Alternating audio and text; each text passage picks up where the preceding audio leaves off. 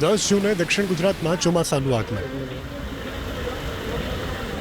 13 જૂને રાજ્યમાં ભારે વરસાદની શક્યતા. આ અનુમાન વ્યક્ત કર્યું છે હવામાન નિષ્ણાંત અંબાલાલ પટેલે. અંબાલાલ પટેલના અનુમાન મુજબ અરબ સાગરમાં ભેજને કારણે રાજ્યના અલગ અલગ જિલ્લામાં વરસાદ વરસી શકે છે.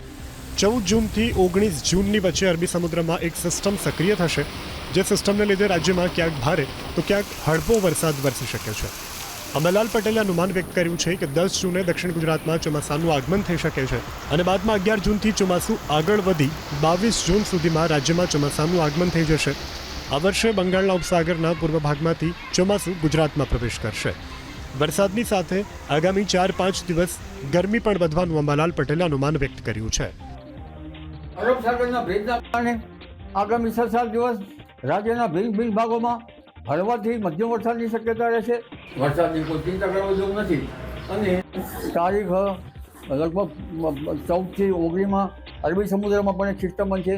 લગભગ 10 જૂન સુધીમાં ચોમાસું લગભગ દક્ષિણ ગુજરાત ટચ થઈ શકે અને 11 જૂનમાં ચોમાસાની ગતિ આગળ વધી શકે.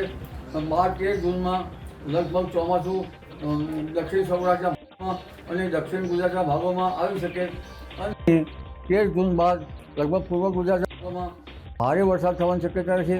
આ વખતે ચોમાસું લગભગ બંગાળ ઉપસાગરમાં પૂર્વીય ભાગોમાંથી આવવાની શક્યતા રહેશે અને લગભગ 22 જૂન સુધીમાં ચોમાસું ગુજરાતના ઘણા ભાગોમાં અને ઉત્તર ભારતના કેટલાક ભાગમાં વરસાદ આવરી લે છે.